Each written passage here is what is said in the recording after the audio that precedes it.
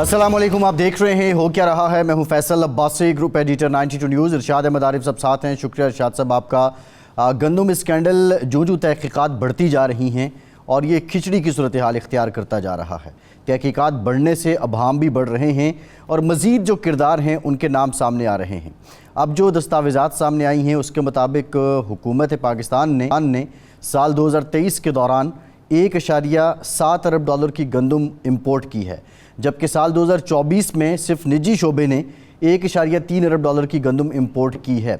दूसरी जानिब पाकिस्तान के जो किसान हैं जिन्होंने अब के सीज़न में गंदम उगाई है, वो अपनी गंदम फ़रोख्त ना होने की वजह से एहतजाज कर रहे हैं।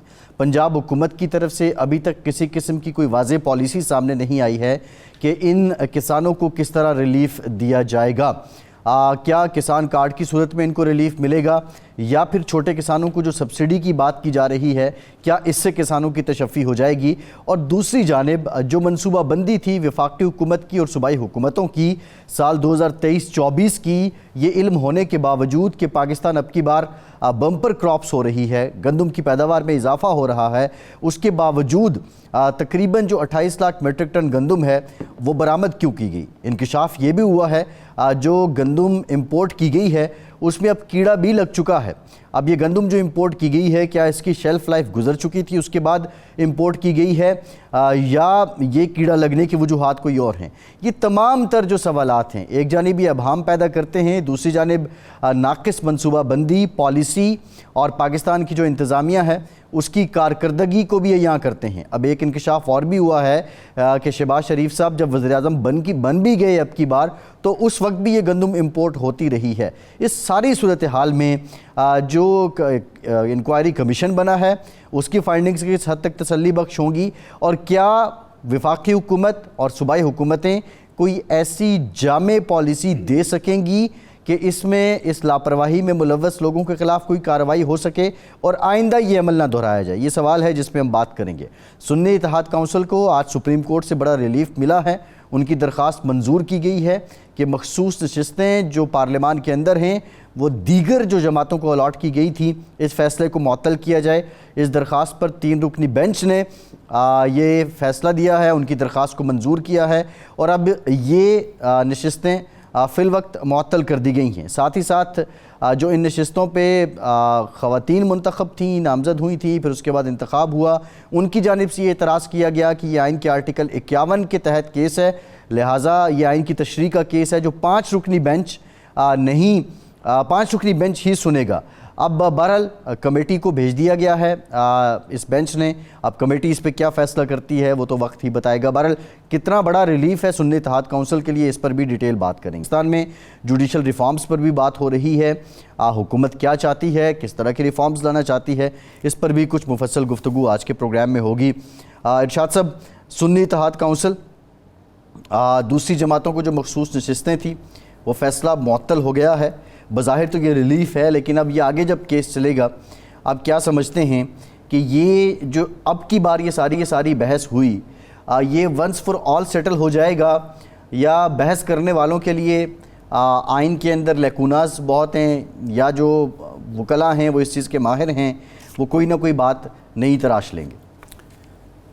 अब ऐसे वो गंदम के हवाले से जो आपने बात की है ना, उसमें थोड़ी सी मैं तस्हीह कर दूं कि ये गंदम यहाँ आके ख़राब नहीं हुई, बल्कि 11 लाख टन गंदम कीड़ा लगी हुई नाक़िस मुज़र सेहत दरामद की गई और वो फिर इस्तेमाल भी हुई, रमज़ान शरीफ में लोगों को खिला भी दी गई।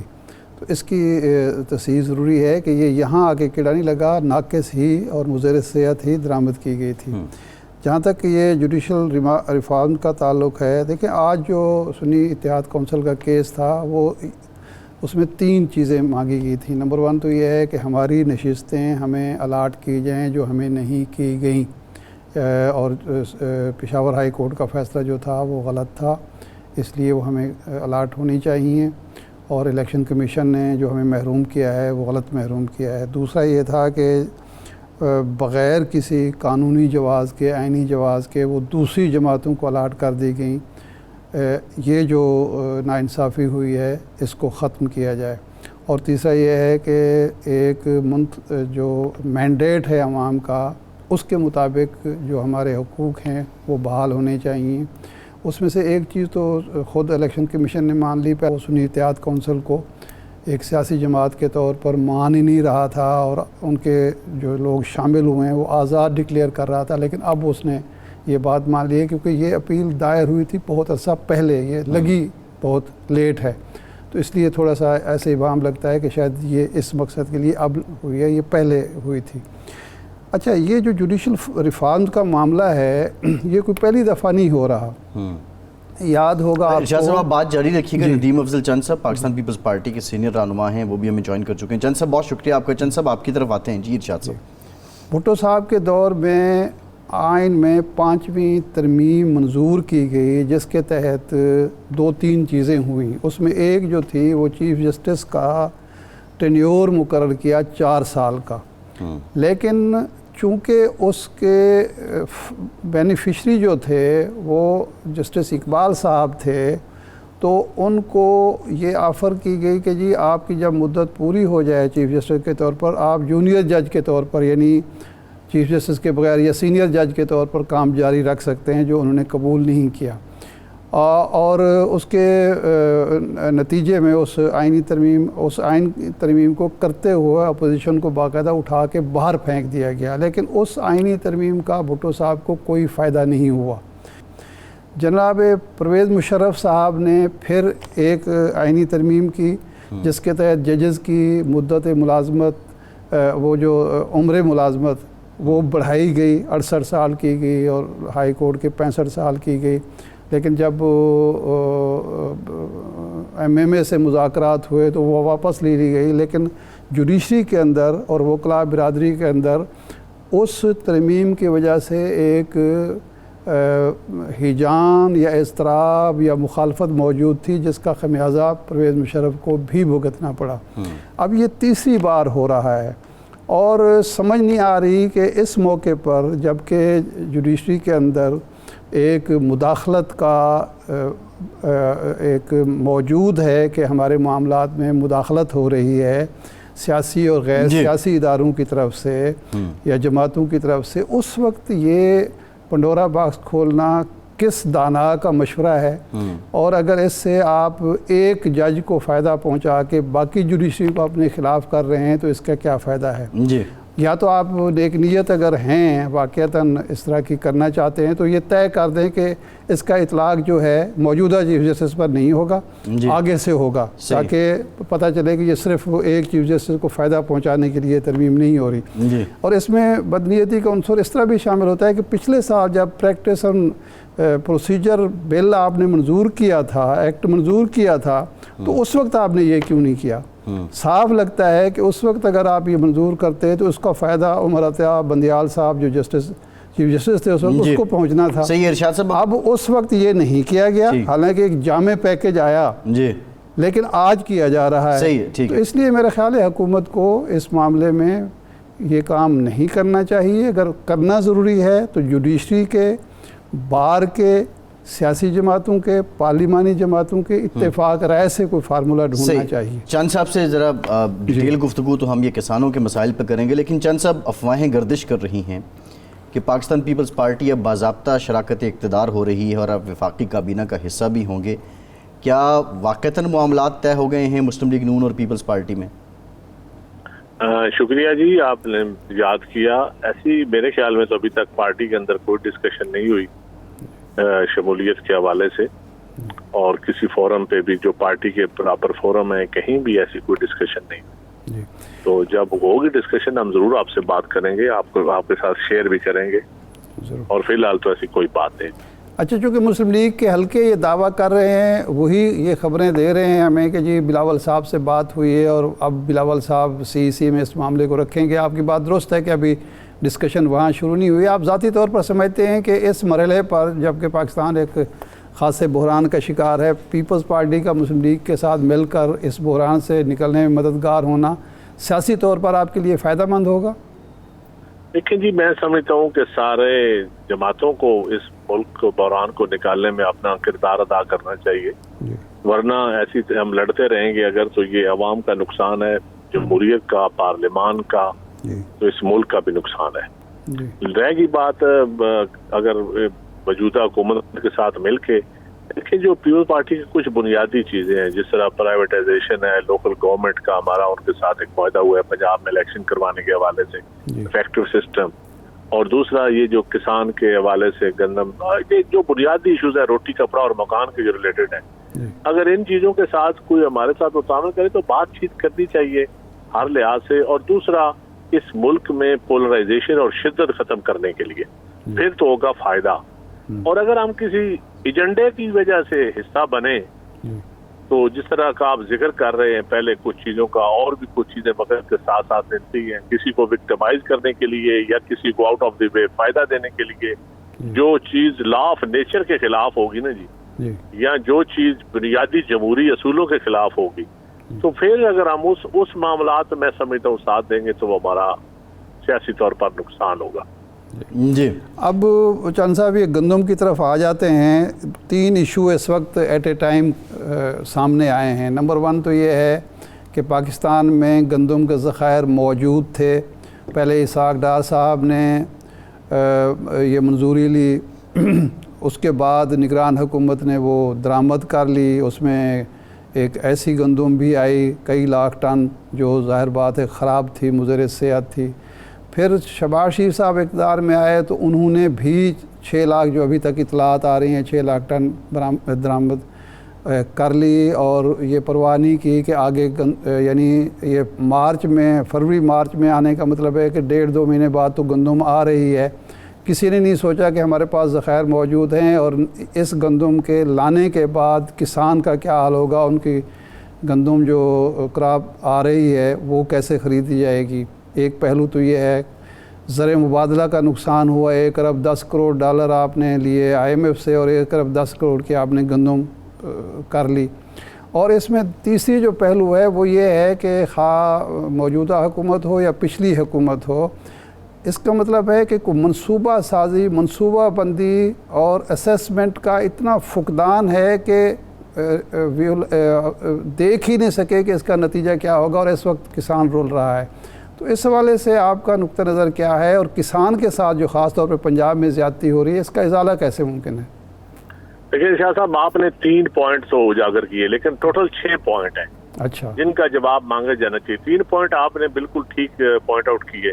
नंबर 1 तो ये जो गंदम मंगवाई गई है जी, क्या पहले कोई ऐसी मनसूबा साजी आज होती रही है? पहले सूबे अपनी रिपोर्ट देते हैं, तमाम मुतलका इदारे अपनी रिपोर्ट देता है, पास्को देता है कि जी इतनी हमारे पास स्टॉक पड़ा है, इतनी हमें चाहिए, इतनी आइंदा हमारी क्रॉप्स हैं।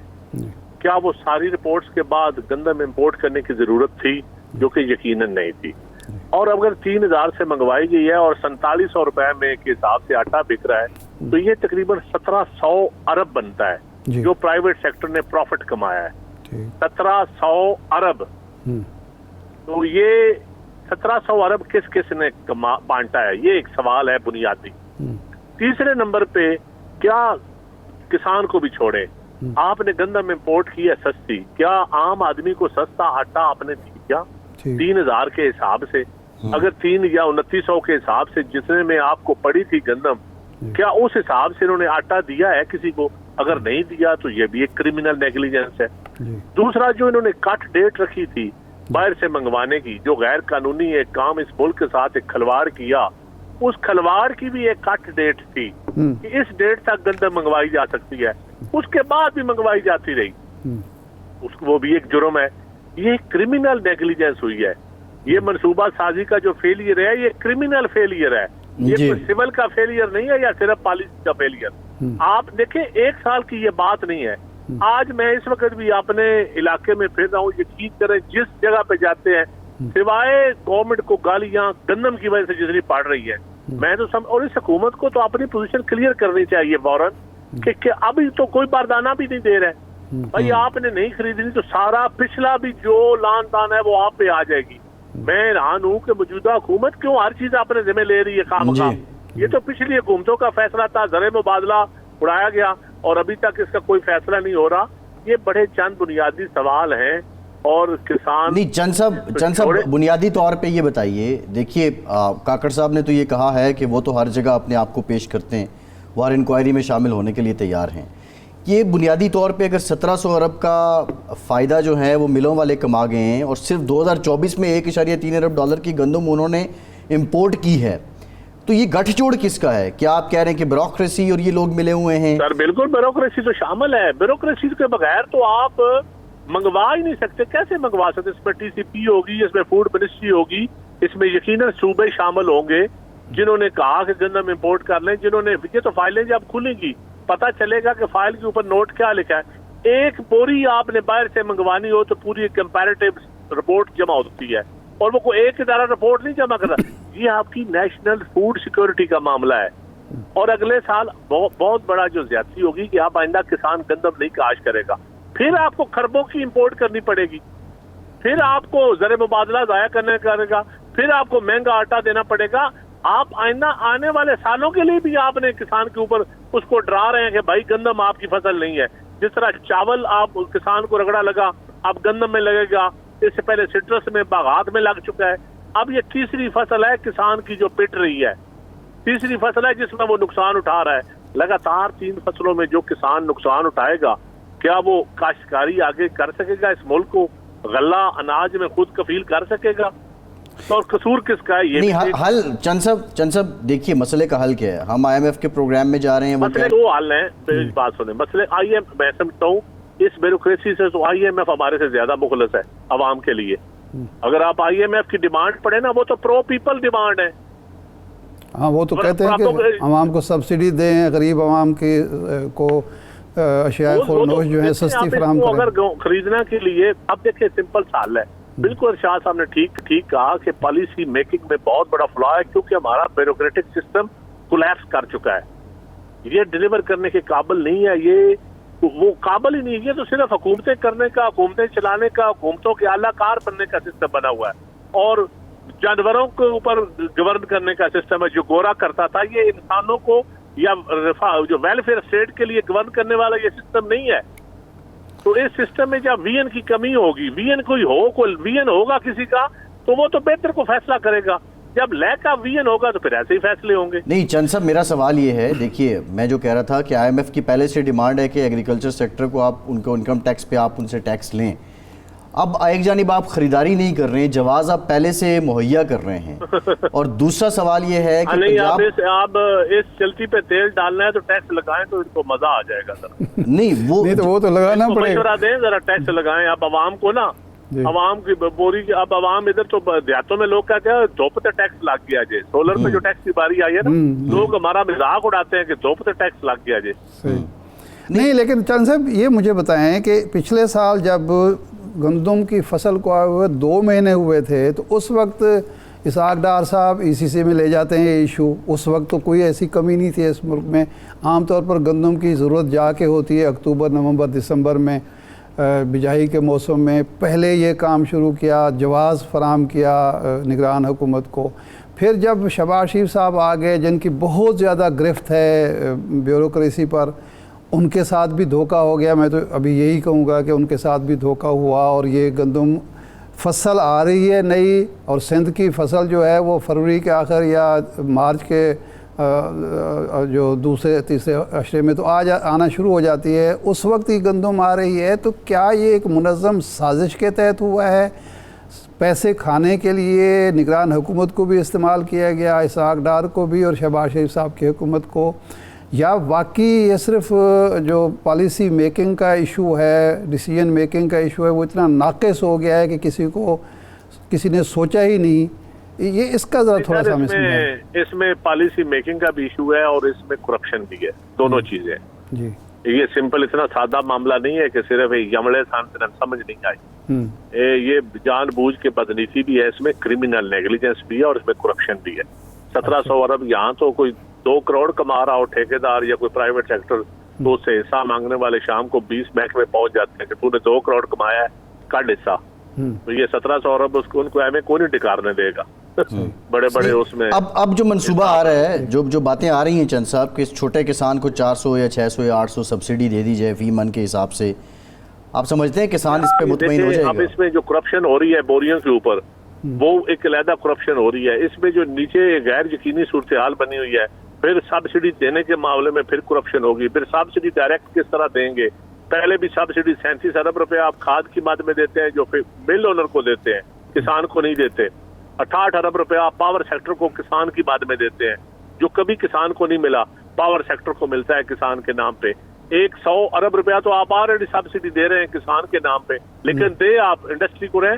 इंडस्ट्री भी किसी आम इंडस्ट्री को नहीं, ताकतवर अशराफिया की इंडस्ट्री को दे रहे हैं। यहाँ कारोबारों में भी फर्क है, एक है अशराफिया का कारोबार, एक है बेचारा आम कारोबारी जिसका अशराफिया के साथ तल्लक नहीं होता, उसको कुछ नहीं मिलता।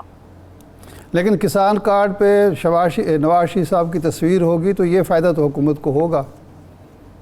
देखिए जी, पहले जिस तरह आटे की बोरियों पे तस्वीर लगाएगी और मियां साहब के साथ ज्यादती की गई, जो रमजान में आटा तकसीम किया गया।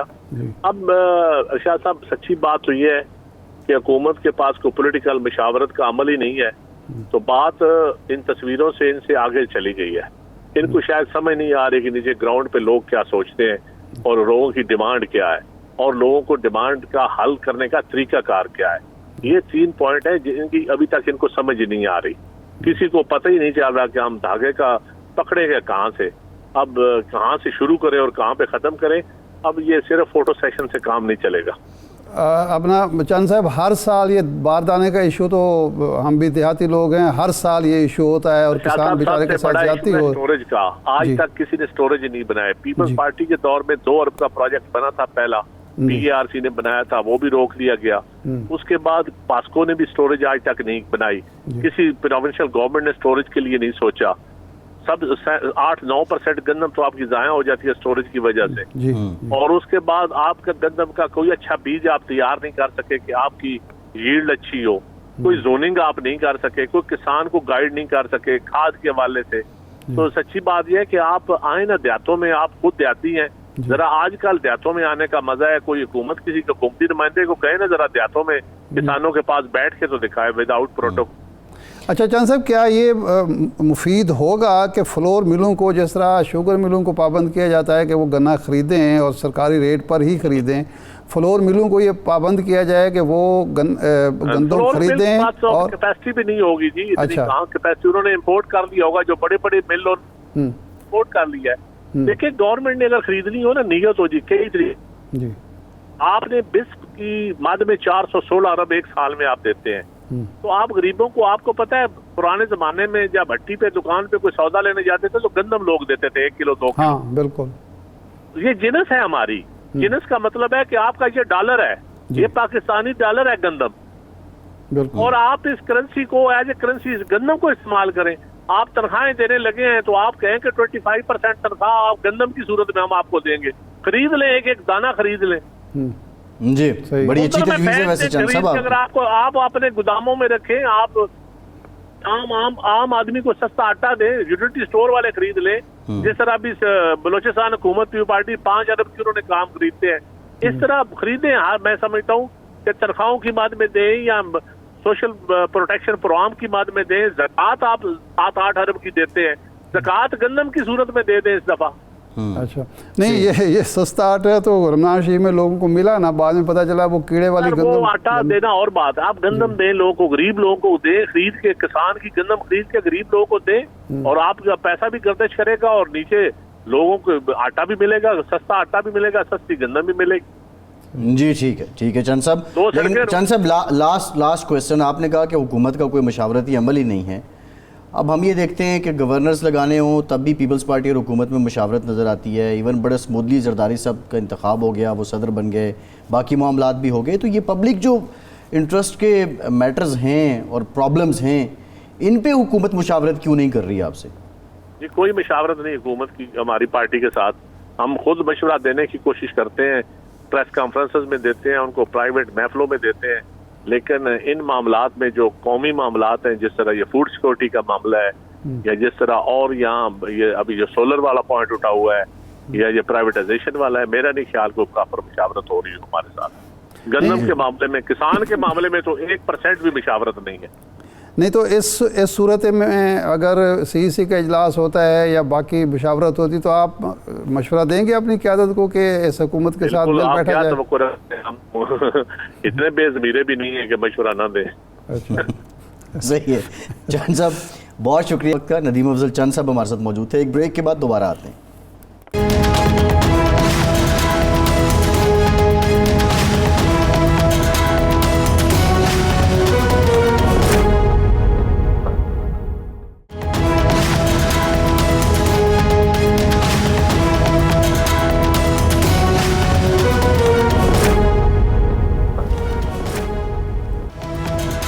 ब्रेक के बाद एक बार फिर से आपको खुशामदीद कहेंगे। इरशाद साहब, नदीम अफजल चंद ने तो बड़ी क्लियर बात की है। ज़ाहिर है अवामी शख्स हैं, अवामी सियासतदान हैं, पब्लिक में रहते हैं, लेकिन अब जो इंकशाफात हो रहे हैं और जिस तरह की तहकीकात सामने आ रही हैं, होना क्या चाहिए?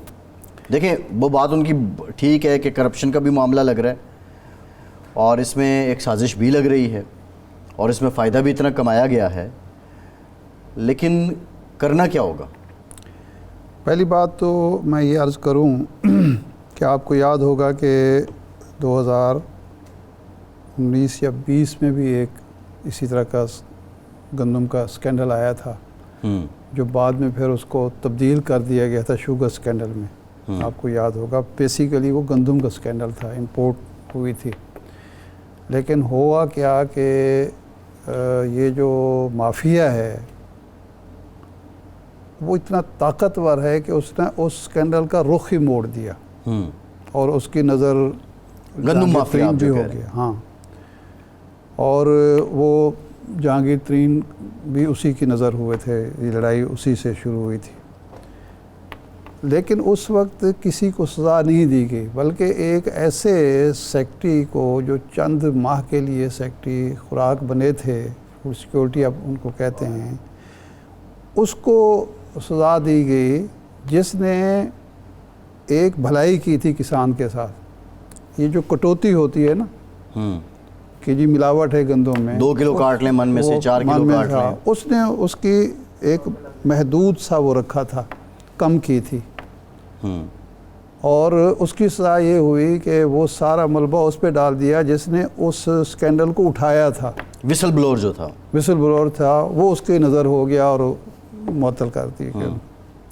और वो बड़े नेक नाम सेक्रेटरी थे, ब्यूरोक्रेट थे। अब मुझे नाम नहीं आ रहा याद उसका, क्योंकि मुझे याद है कि जब वो कमिश्नर या डिप्टी कमिश्नर मुल्तान थे तो इतना काम किया था कि जब उनका तबादला हुआ था तो लोगों ने बाकायदा एहतजाज किया था उस तबादले पे कि, और हर डिस्ट्रिक्ट की ख्वाहिश होती थी डिवीज़न की कि ये यहाँ लगें, क्योंकि वो बहुत अवामी फलाह के काम करते थे। उस वक्त किसी को सज़ा नहीं हुई। आज स्कैंडल आ गया। अब इसमें कई चीज़ें शामिल हैं जी। मतलब एक किसान को नहीं देखा गया कि उसको क्या नुकसान होगा, ख़जाने को नहीं देखा गया उसको क्या नुकसान होगा। अब एक तो गंदम इंपोर्ट करना, एक कीड़ों वाली गंदम इंपोर्ट करना और वो लोगों को खिला भी देना, इससे बड़ा जुल्म क्या हो सकता है? क्या वो गंदम जब खरीदी गई मुफ्त में मिल रही थी? क्या किसी को याद नहीं आया? पैसे दे रहे थे आप। और दिलचस्प बात है कि यानी गंदम उस वक्त दुनिया में सस्ती थी और पाकिस्तान में महंगी बेची जा रही थी। अच्छा साहब, आप नहीं समझते कि लास्ट ईयर जो गंदम की कीमत मुख्तस की गई वो भी ओवर रेटेड थी? नहीं, बिल्कुल नहीं। आप देखें ना कि अगर डॉलर की कीमत आपकी इतनी, डॉलर का रेट इतना ज़्यादा चला गया है और उसकी वजह से उसके असरात खाद पर भी पड़ रहे हैं, उसके असरात ज़री अद्वियात पर भी पड़ रहे हैं, ज़री आलात पर भी पड़ रहे हैं, ये सारी चीज़ों पर असरात मुरतब हो रहे हैं जी। किसान ने बीज बाहर से मंगवाना है, यहाँ तो अच्छा पैदा नहीं होता, उसने ज़री आलात लेने हैं महंगे दामों, उसने खाद लेनी है, उसने और सारी चीज़ें जो लेनी हैं, तो उसके बाद उसको मुआवजा माकूल मिलना चाहिए। फिर उसने देखें, किसान एक ऐसा इस मुल्क के अंदर मजलूम तबका है कि उसको कुदरत पर इन्हिसार करना पड़ता है। उसके साथ हुकूमत भी जुल्म कर रही होती है, उसके साथ आढ़ती भी जुल्म कर रहा होता है, और अक्सर बेशतर कुदरत और फितरत भी नामेहरबान होती है। बारिश हो गई, आंधी आ गई, कभी जनाब आम की फसल तबाह, और मौसमी तग़य्युरात का सबसे ज़्यादा जो नुकसान होता है वो किसान को होता है बेचारे जी। को। ये जो सैलाब आया 2 साल पहले, जी, उसका कौन विक्टिम था? किसान थे। किसान था सबसे ज़्यादा। अच्छा, उसमें अब जो आपके वर्ल्ड बैंक की रिपोर्ट्स हैं, जो IMF की रिपोर्ट्स हैं, वो ये है कि पाकिस्तान में जो पिछले साल माशी बहरान आया उसकी एक वजह वो सैलाब भी था, और उससे मुतासर तो किसान हुआ था, जी, काश्तकार हुआ था। तो ये सारे अवामिल हैं, तो मैं नहीं समझता कि वो ओवररेटेड थी। बिल्कुल दुरुस्त वो थी, लेकिन वो रेट क्या मिलता है ये भी तो एक सरकार देखें जब ना। रेट, इरशाद साहब सवाल सरकार देखिए, तो रेट मुकर्रर कर देती है, लेते वक्त उसके साथ वो जो सरकारी अफसर होता है वो भी लेन देन कर रहा होता है, कटौती भी कर रहा होता है, रिश्वत भी ले जाता है, बारदाना मुफ्त मिल जाता है। उसूलन मिलना चाहिए ना, मिलना चाहिए उसूलन। सिफारिश पर मिलता है या रिश्वत पर मिलता है। जी, और बड़े ज़िम्मेदार को मिल जाता है, छोटे को वो उसको रोल जाता है बेचारा। उसकी मजबूरी ये होती है कि गंदम जो ही आती है एक थोड़े से मुख्तर से अरसे में उसने उसको स्टोर करना जी। है। अगर नहीं हुआ, कोई आंधी आ गई, साहब, कोई अब बारिश देखिए, आ गई, वो नुकसान में चला सवाल गया। ये है, देखिए अच्छा सवाल नहीं, ये है। एक और पहलू भी है, वो ये है कि आप रेट की बात कर रहे हैं ना।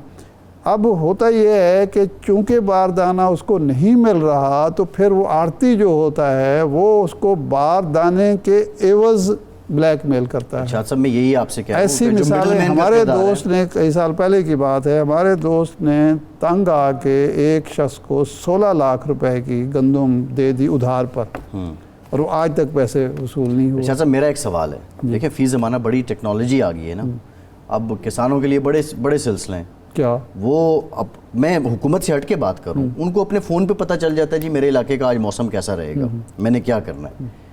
तो अभी पंजाब हुकूमत कह रही है कि हम दवाइयाँ लोगों को घरों पे डिलीवर करेंगे, इंसुलिन देंगे, हेपेटाइटिस की दवाइयाँ देंगे। एक ऐप रजिस्टर्ड करवा दें, और उस ऐप पे जिसने गंदम बेचनी है वो मुतलका अपनी क्यूरी भेज दे, मुतलका जो ज़िले हुकूमत है वो जाके उससे ख़रीद ले, मिडल मैन तो ख़त्म हो जाएगा। तो गवर्नमेंट तो खरीद ही नहीं रही ना। मेरा सवाल ये है, तो गवर्नमेंट नहीं, मैं ये नहीं कह रहा से कि इनकार किया हुआ है। इरशाद साहब, वो अब बात ये ठीक है। देखें कि 6 एकड़ ज़मीन वाली गंदम हम, जिसकी 6 एकड़ ज़मीन है उससे हम खरीदेंगे। भाई 6 एकड़ वाला बेचने के काबिल है, वो तो अपनी ज़रूरत के लिए गंदम उगा रहा है। मैं जो आपसे बात कर मसला रहा है, हूं, जी। मिडल मैन का किरदार जो है, हाँ। गवर्नमेंट खरीद नहीं रही है, लेकिन गवर्नमेंट ने खरीदना तो है ना, आगे भी तो खरीदनी है ना, हुकूमत ने ही गंदम खरीदनी है, निज़ाम ही ऐसा है। अव्वल तो गवर्नमेंट का फ़र्ज़ ये होना चाहिए, जो वो अदा नहीं करती, कि हम खरीदें या आड़ती खरीदें या फ्लोर मिल मालिक खरीदें, उसको कीमत पूरी मिलनी चाहिए। पूरी कीमत वो तो नहीं फिर दिलाते। आड़ती क्या करेगा इरशाद साहब? कैसे? सवाल तो ये है ना कि आड़ती ने तो मुनाफा कमाना होता है ना, वो सरकारी मुनाफा कमाना होता है। मुनाफे की कोई हद होती है कि 3900 की गंदम जो है वो फ्लोर मिल को 3900 में देता है, वो तो मुनाफा कमाता है ना, 4700 में देता है ना। सवाल ये है कि उसने मुनाफा उसका मौजूद है उसके अंदर भी, लेकिन वो करता ये है कि वो ब्लैकमेल करता है कि जी बारदाना लेना है और पैसे चाहिए, क्योंकि किसान को 3 वजूहात से गंदम फौरी बेचनी है। नंबर 1 तो किसी मौसमी आफत का शिकार ना हो जाए, से दूसरा उसने उधार लिया होता है वो अदायगी करनी होती है, बीज उधार पे लिया होता है उसने, खाद उधार पे ली होती है उसने, बाकी चीज़ें यही आड़तियों से अदायगी लिया करनी होता है ना, ठीक है मिडलमैन से लिया होता और है। तीसरा उसका मसला ये होता है कि अगली फसल भी तो उगानी है उसने, उसके लिए भी उसको पैसे चाहिए। इरशाद अब साहब, होगा मेरी- ये, आप देखिएगा कि इसका क्या नतीजा होगा कि आपके चावल, आपके गन्ने और कई और फसलों पर इसके असरात होंगे। अगले साल गंदम का तो इशू और है, ये भी असरात होंगे किसान इसके। कार्ड के मुझे खदोखाल का तो नहीं पता जो ये ला रहे हैं, लेकिन इतना है कि वो पाबंद कर दें मुतालिका जो बैंक हैं, इतना बड़ा वो ज़राई तरक्याती बैंक भी तो काम कर रहे हैं ना, उनको पाबंद कर दें कि वो जो किसान डिपेंडेंट है आड़ती पे, उसने उधार सब लेना होता है, वो सरकार दे और उसके बदले वो सरकार डायरेक्ट परचेजिंग करे। इससे किसान का भी भला, सरकार का भी नहीं भला। नहीं, मैं मेरा जो पॉइंट है ना, वो सारी गंदम तो नहीं खरीद सकती ना गवर्नमेंट। सारी नहीं खरीद गवर्नमेंट तो गंदम खरीदती है फूड सिक्योरिटी के लिए, जी, कि ताकि इस मुल्क में अंदर जो है कहत ना अंदोज हो, कहत ना बहरान ना पैदा हो। कर रहे हैं, बहरान पैदा ना करें। उसको ये भी यकीनी बनाना चाहिए कि एक तो हम जो खरीदेंगे वो उसी रेट पे खरीदे गए, उसमें अफसर जो है वो बदमाशी नहीं करेगा, लेकिन साथ ही साथ जो आड़ती खरीदेगा, जो फ्लोर मिल मालकान खरीदेंगे, उसका भी उसको रेट सही मिलेगा। जी, ठीक। ये है किसान के साथ फ़ायदा अगर करना है तो। और मुस्लिम लीग को इसलिए भी करना चाहिए कि इस वक्त जो उसका वोट बैंक है वो तो देहातों में है। जी, आपके सामने है हाँ, ना। रूरल उनका वही है। काफी बड़ा वोट बैंक है जी। और उसको सोचना चाहिए जी। उनको। बड़ा तो खैर नहीं है, लेकिन है जितना भी है वहाँ ही रह अब गया। वो इरशाद साहब एक अलग डिबेट बड़ा तो है। आपके सामने लेकिन है। वो हुकूमत में है तो बड़ा वोट बैंक तो है, इसलिए नहीं, हुकूमत में है। तो आप अब ये तो एक ये अलग तो नवाज शरीफ साहब से पूछे। नहीं, अब वो हुकूमत में है, मैं तो उसको बड़ा ही कहूँगा। बहरहाल आबिद ज़ुबैरी साहब साबिक सदर हैं सुप्रीम कोर्ट बार एसोसिएशन के। ब्रेक के बाद हमें ज्वाइन कर रहे हैं, हमारे साथ रहिए।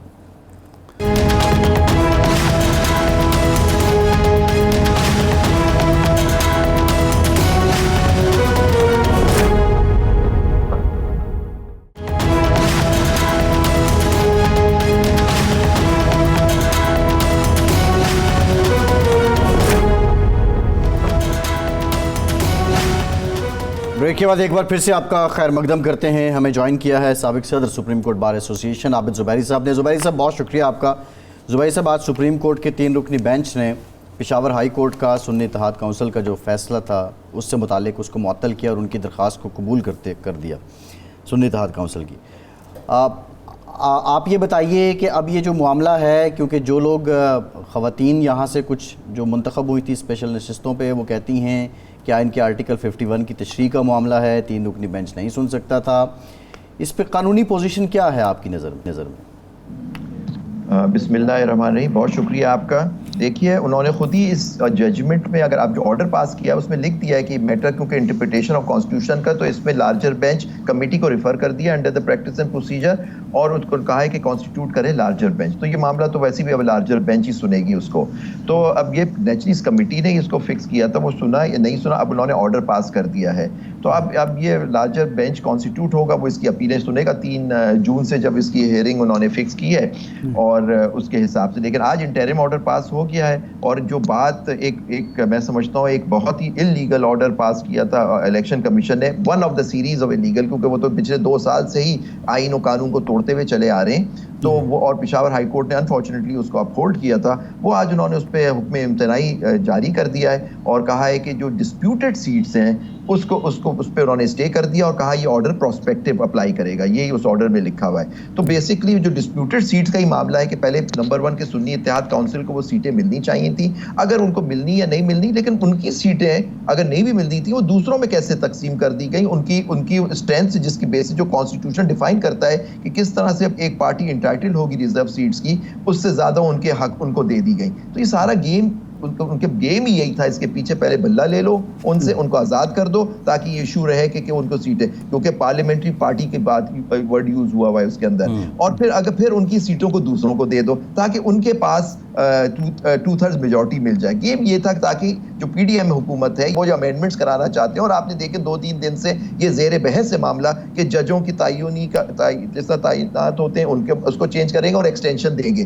तो ये सारी चीजें उन्होंने, ये कैलकुलेटेड एक गेम था पिछले 2 साल से, और क्योंकि उन्होंने पढ़ लिया था, दीवार पे क्लियर लिख गया था कि एक पार्टी जीत रही है इलेक्शन, लेकिन आपने देखा वो किस तरह से उसके मैंडेट उससे छीन के एक फॉर्म 47 की हुकूमत, किसी ने बड़ा अच्छा लिखा था 1947 टू फॉर्म 47। तो फॉर्म 47 ज़ुबैरी साहब, एक सेकंड ज़ुबैर साहब, एक ये जो जुडिशल रिफॉर्म की बात है, ख़ुद वकला बिरादरी मुसलसल ये मुतालबा करती रही है कि एक तो जजेस के तकर्रुर का सारा इख्तियार जजों को दे दिया गया है, पार्लिमानी कमेटी के हाथ में कुछ नहीं है। जो उस वक्त 18वीं तरमीम में हुआ था वो इफ्तिखार चौधरी साहब ने स्ट्रक डाउन कर दिया था, तो एक तो ये एतराज़ होता था।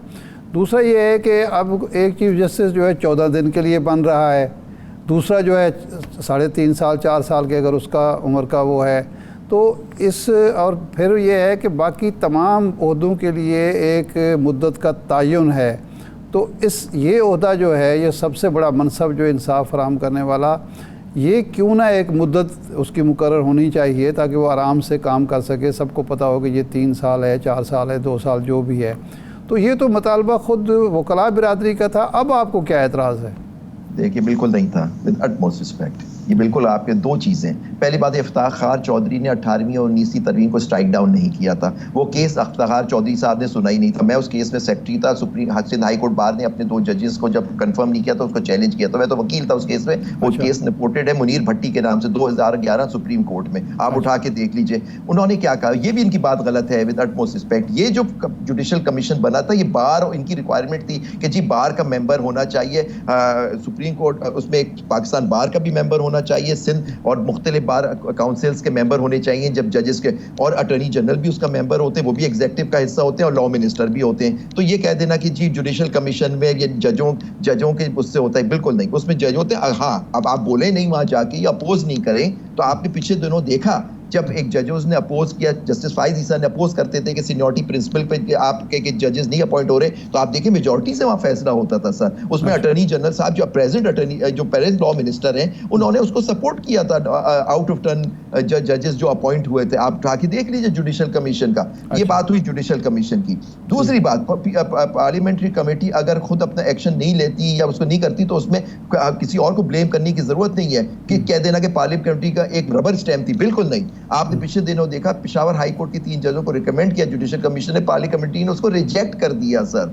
हाँ, एक बात उस जजमेंट में ये हुई थी कि अगर वो रिजेक्ट करते हैं क्योंकि ये पार्लियामेंट्री कमेटी है और जजों से या जुडिशल कमीशन से डिसएग्री कर रही है, तो उनको रीजंस देने पड़ेंगे कि XYZ जिसको हमने रिकमेंड किया है जुडिशल कमीशन में, जिसमें एग्जीक्यूटिव भी रिप्रेजेंटेड है, बार एसोसिएशन, बार काउंसिल्स भी रिप्रेजेंटेड है, उससे आप डिफर कर रहे हैं, तो अपने रीजंस दे दें और आपके रीजंस को चैलेंज किया जा सकता है। तो ये कह देना कि जी उनको बिल्कुल टूथलेस कर दिया था।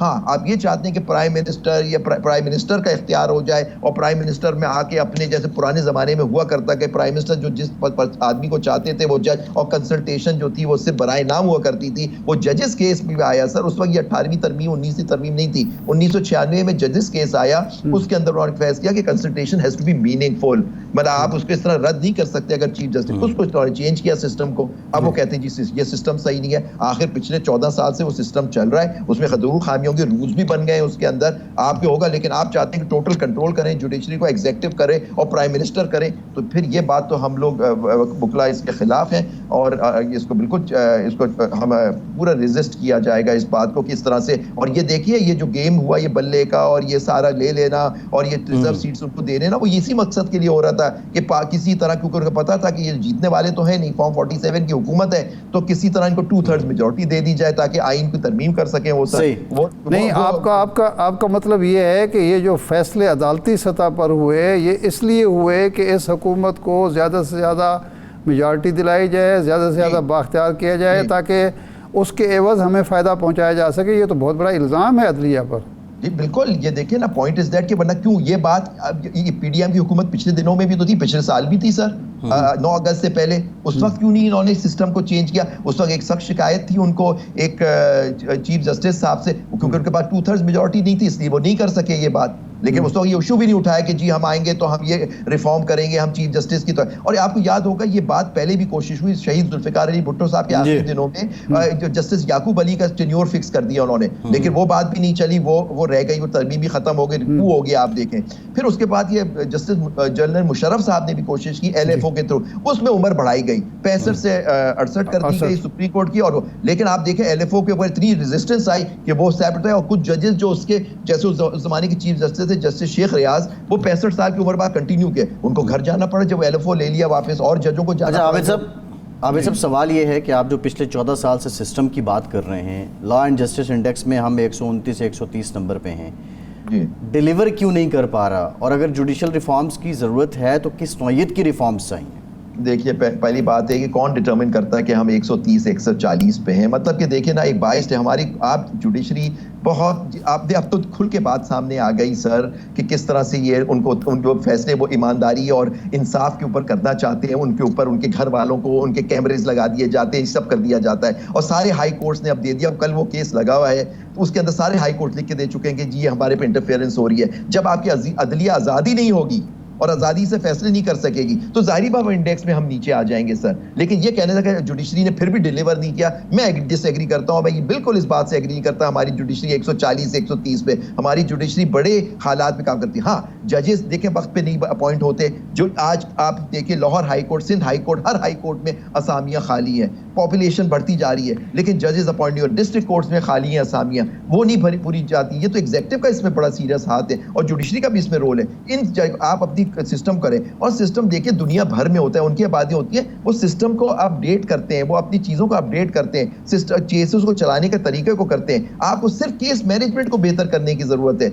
आप केस मैनेजमेंट बेहतर कर लें, वकील उसमें साथ दें, एडजमेंट्स ना लें जो चीज़ें हुली जाती हैं। तो ये अगर ये सारा सिस्टम इस तरह से हो जाए, कॉस्ट, और आप इस तरह से करें कि कॉस्ट जो पार्टी जो फ्रिवलेस लिटिगेशन करती है उस पर कॉस्ट लगे ताकि वो हिम्मत ना करें झूठे केस दाखिल करने की। तो ये सब चीज़ें जब तक आप रिफॉर्म नहीं करेंगे हम आगे नहीं डिलीवर कर सकेंगे और इंसाफ में इसी तरह ताखीर होती रहेगी। आप चाहे और जजेस बना दें, समथिंग लगता है, जब तक आपने रूल्स को एंड नहीं करेंगे, उनको अपडेट नहीं करेंगे और मॉडर्न लाइंस पे नहीं करेंगे केस मैनेजमेंट सिस्टम को, ये आप प्रॉब्लम्स आप सही इंसाफ वक्त पे नहीं मिलेगा लोगों को। ज़ुबैर साहब, बाज़ वकला हमारे ही फोरम पे कई दफ़ा ये कह चुके हैं कि एक जुडिशल कॉर्डर बनना चाहिए, जिस तरह ब्यूरोक्रेसी की भर्ती होती है उसके मुताबिक वो भर्ती हूँ और फिर वही आगे जाके, क्योंकि ये जो वकला को शामिल किया जाता है, हर हुकूमत की कोशिश ये होती है कि जो उनकी मर्ज़ी के लोग आ जाएँ, वो सियासी लोग आके फिर सियासत करते हैं। और हम देखते हैं बाज़ औक़ात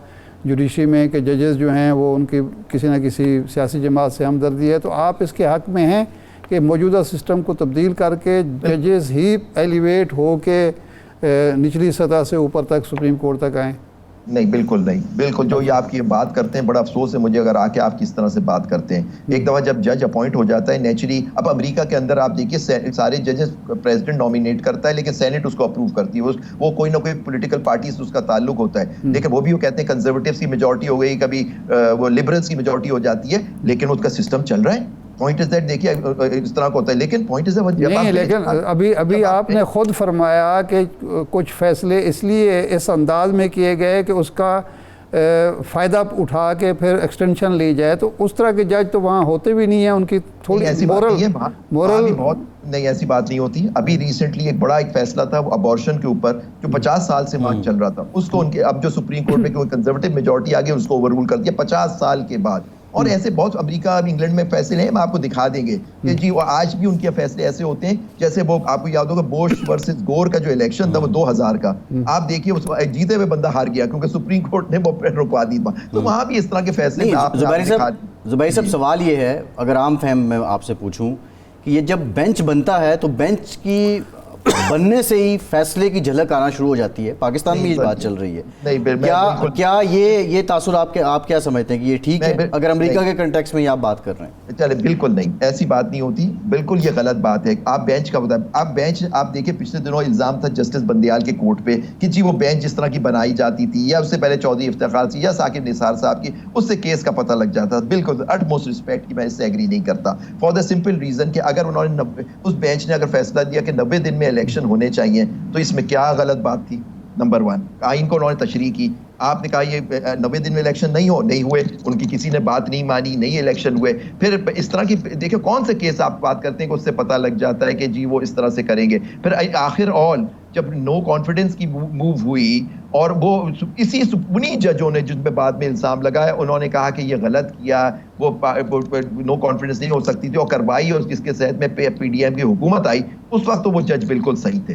वो कहते हैं कि जी ये फैसला बिल्कुल आइन और कानून। जब 90 दिन की बात आई तो कहने लगे कि नहीं, हम नहीं मानते, हम 90 दिन में इलेक्शन नहीं कराएंगे, चाहे सुप्रीम कोर्ट कुछ कहती रहे। वो एक जजेस हैं, वो एक मतलब के जजेस हैं, वो इसी तरह। ये देखिए ना, मतलब कि आप जो समझते हैं कि आपके हक में फैसला बिल्कुल ठीक है, जहाँ आपके खिलाफ फैसला आता है तो कहते हैं ये जजेस गलत हैं, और देख के ही पता लग जाता है कौन से केसेस में क्या फैसला हो रहा है। तो अब जो बेंचेस थी, अब कुछ फैसले उससे पता नहीं लग जाता था कि जी का क्या फैसला हो रहा है, किस पार्टी के खिलाफ हो रहा है। तो वो पार्टी भी तो खड़े होकर कह सकती है कि जो बंदियाल साहब के ज़माने में हो रहा था आज हमारे साथ वो हो रहा है। तो देखिए ना, मतलब ज़ुबैर साहब वैसे ये आज उस जो आदम एतमाद वाली हवाले से जो सुप्रीम कोर्ट ने फ़ैसला किया और बड़ा फ़ैसला था, उसके बाद जो हालात इस मुल्क में हुए, जिस तरह आइन पामाल हुआ, जिस तरह इंसानी हकूक़ पामाल हुए, जिस तरह मईशत तबाह हुई, आप नहीं समझते कि उस वक्त सुप्रीम कोर्ट से बहसीत मजमूई गलती हुई?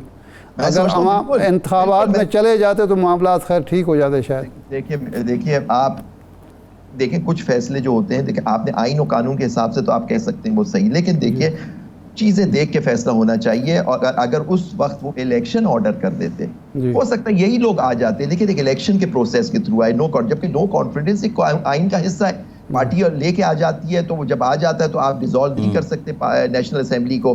तो फिर वो देखिए ना, कानूनी तौर पे तो फैसला हो सकता है सही हो, बिल्कुल सही है, हो सकता है। देखिए मौलवी तमीजुद्दीन खान का फैसला जो हमेशा कहते हैं जस्टिस मुनीर को आज तक वो कहा जाता है, वो हो सकता है टेक्निक, देखिए सिंध हाई कोर्ट ने उसको रिस्टोर किया था असेंबली को। सही है जुबैर साहब, टाइम खत्म हो गया है। जुबैर साहब टाइम खत्म है, बहुत शुक्रिया आपके वक्त का। इरशाद साहब आपका शुक्रिया। आज के प्रोग्राम से इतना ही, इजाज़त दीजिए।